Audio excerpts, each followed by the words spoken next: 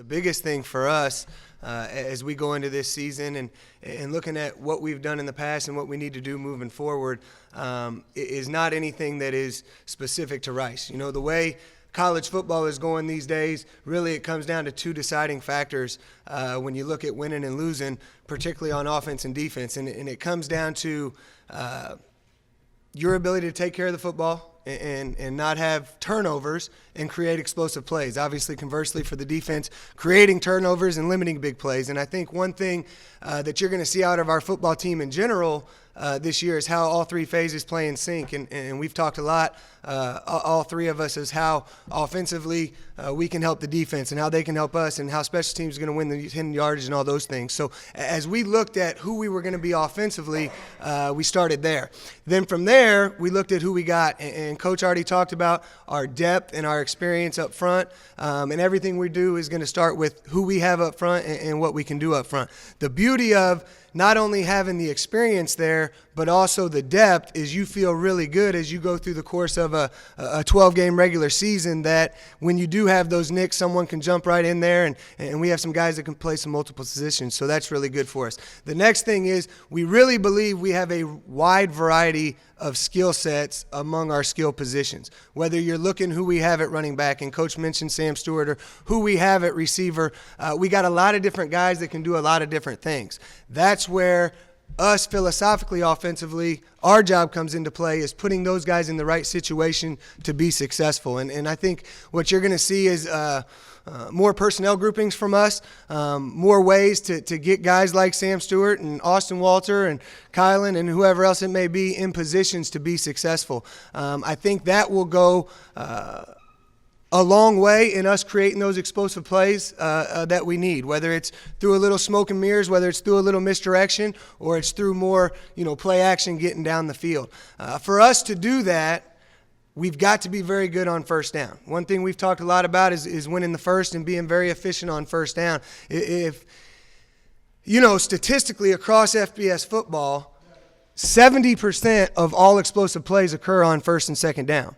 68% of all first downs occur on first and second down. So being efficient on first down is the very first step to taking care of the football and creating explosive plays. So that's something you're going to see where we're really going to try to do a good job of being balanced on first down, but being very, very consistent of staying ahead of the chain so that we can protect the ball, so that we have more opportunities to create those explosive plays. Getting to the quarterbacks, and three of them are standing up there. The very first meeting we had this fall camp, we were very transparent in what we're looking for at quarterback, and really told the guys the good news is, with the three guys coming back from the spring, we felt like we could win games with all three of them, which is a very good problem to have. And then obviously, told Miklos Smalls he's going to get a shot to compete as well, and he's done some really good things. So on the one end, it's a really good problem to have in that we got guys that we think we can win games with.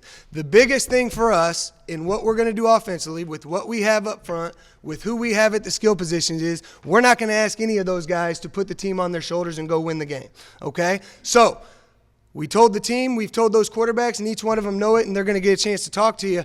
The guy that wins the job is going to be the guy that operates the offense the best and takes care of the football the best.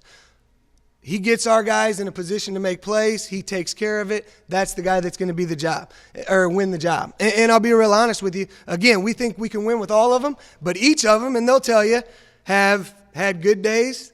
And then the other guy has stepped up, and it's gone back and forth. So we're not going to be in any hurry to rush it. Obviously, at some point, we got to decide who that guy is or who those couple guys are so they get the majority of the reps. But as we told them, every day's an interview just like any other position. And, again, the good thing is we feel like we can win with any of them. And like we told them, they're going to tell us who the guy is. We're not going to tell them by the way they perform on a consistent basis.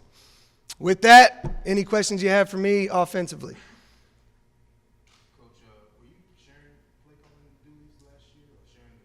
Yeah, Larry and I were co-offense coordinators last year, and then we had done that for 3 years, I believe, and last year was calling the plays. Okay, so how much has it changed for you? I mean, has it really changed for you this year, or maybe taking more ownership of the offense?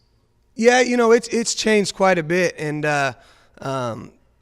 change is good and bad, and obviously learned a lot over the course of the last 3 years. I think you'll see some things different out of us. One of the things that you learn as a coach, whether, young or old, but certainly doing some things for the first time, is coach what you know and coach what you really believe. And I think that's where the biggest change is me and my feeling very comfortable with what we're doing is a lot of the stuff that my background is and how I was raised in playing offensive football. So from that standpoint, it's been very good. And again, the guys have been great from an ownership standpoint and really buying into what we're trying to accomplish. How nice is it to have every single starting offensive lineman come back? I mean, has it just made your job easier? It really has, and honestly, there's no better time for us to have that with these guys competing at the quarterback position, because you can take a little bit off of them and say, you guys up front and you guys out there at the skill positions, they'll get you the ball, then it's your job to do it. And our line, just from a protection standpoint, so those guys feel comfortable that they can stay on platform. The ability that we know we can run the ball when we want to run it is going to be very important to us. So having guys like Trey and Pete and Calvin up there is very comforting.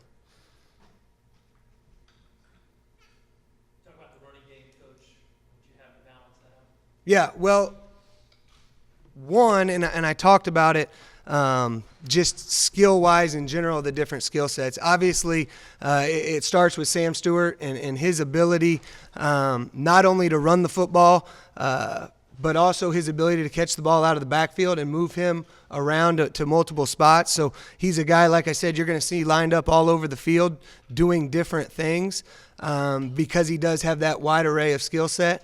The same thing with Austin Walter. Some of the things that we're doing that some of you you'll see if you're at practice or you'll see at Sydney that gets him the ability to get out on the perimeter in space and do what he does best. And his development as a pass catcher has been very big. And then really the development of the two young guys in Emmanuel Asukpa and Nashawn Ellerby, obviously redshirt sophomores that got a taste of it last year, but they've really grown up and look like those guys how you want them to look back there, coming downhill at the defense, not only with the speed, but the ability to break tackles and all that stuff. So I think we have a lot of tools in the toolbox there for us to use. Coach, no, Nate is gone, Timmy is gone at the receiver position. Are we going to see some fresh faces maybe break out this year? Yeah, you are, and obviously the way college athletics is going, with some of the transfer rules and all that stuff, those were decisions those guys made, and certainly wish them all the best. Two really good kids there that we enjoyed having in the program. But I think it's been very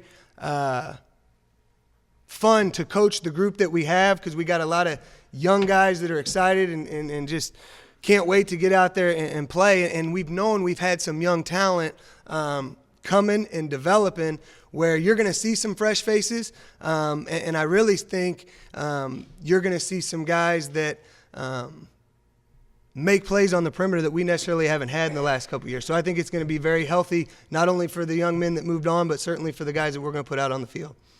All right. Thank you, guys.